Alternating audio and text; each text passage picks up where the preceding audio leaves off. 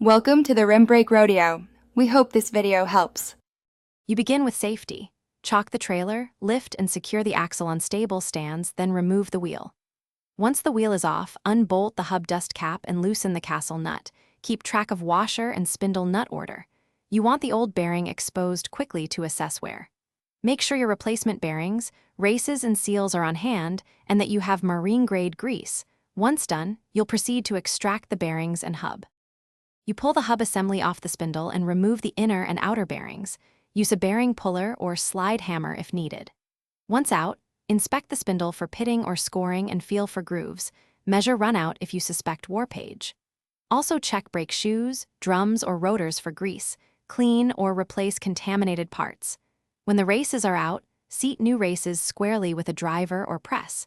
Make sure they are fully seated before reinstalling bearings.